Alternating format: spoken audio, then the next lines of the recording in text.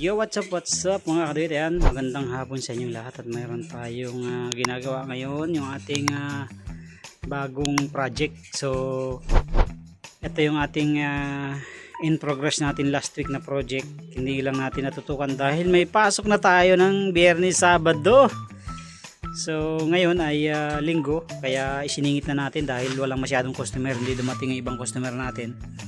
So katatapos lang ng gawa natin, kaya ito isisingit na natin muna para magkaroon ng progression naman itong gawa natin.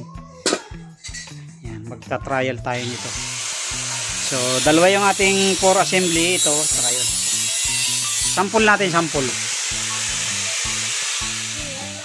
So ito na mga kaduyit, na tapos na natin yung project natin ngayon. So bali last week to sinimulan at ngayon lang natapos dahil busy tayo. So ito na yung sample natin, hindi pa lang na finish dahil may lakad tayo. So gagrind pa yung mga excess na welding yan, tapos pipinturahan. So nag-iisip pa ako kung anong pintura ang maganda. Ayan na oh. So yan na yung ating kalan di diesel.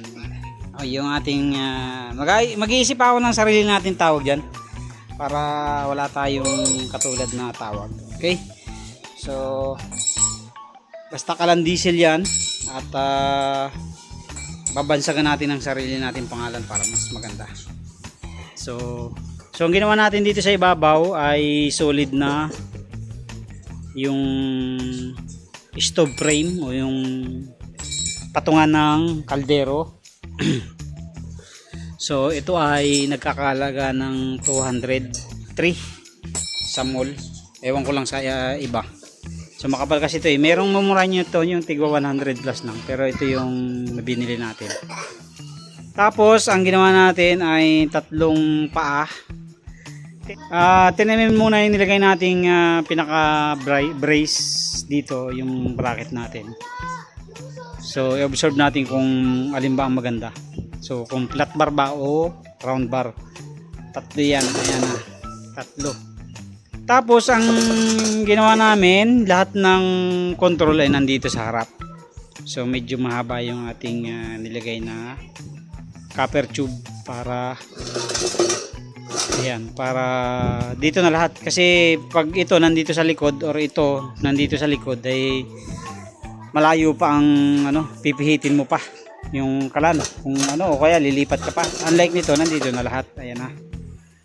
Ayan, dyan na lahat yung control nya.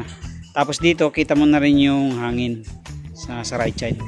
Tapos ang ginawa namin dito, so nag-iisip pa kami kung magiging effective ba itong design namin na to. Yung pito ay nilagay namin sa takip. Kaya lang ang magiging problema nito, every time na babaklasin, maglalagay ka ulit ng teflon. So ngayon nag-iisip ako ng pwedeng ilagay sa loob na hindi na kailangan maglagay ng teflon. So mayroon akong ilalagay na goma dyan para yung goma na lang magiging parang o-ring or gasket, para kahit hindi na maglagay ng teflon ay hindi siya sisingaw. So dito na natin ilagay para pwedeng magpalit ng pito kapag nasira na yung pito.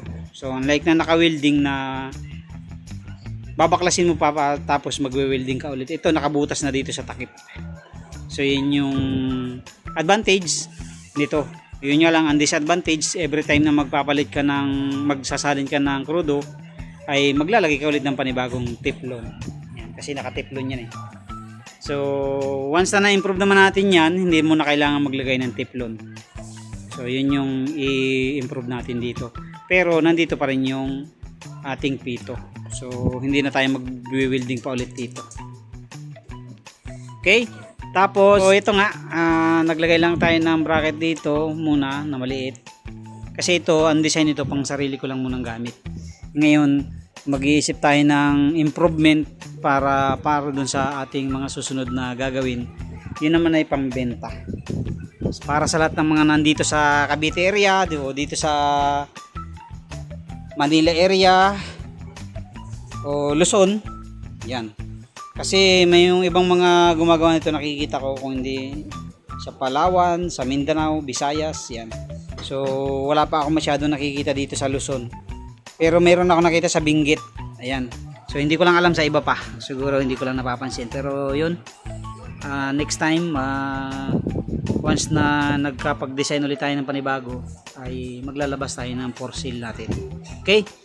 So yun lang mga kadoy. Thank you very much. God bless po sa inyo lahat. Yan ay ating bagong project natin ngayon. So bali dalawa ito. Itong isa ay hindi pa tapos.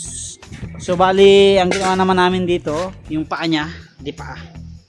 Tapos ito naman yung pinutol namin dito ay nilagay namin sa ilalim, yun ang nilagay namin paa. Pansinin niyo yan. Yan, may uka yan, yan. Hindi siya buo. Yan.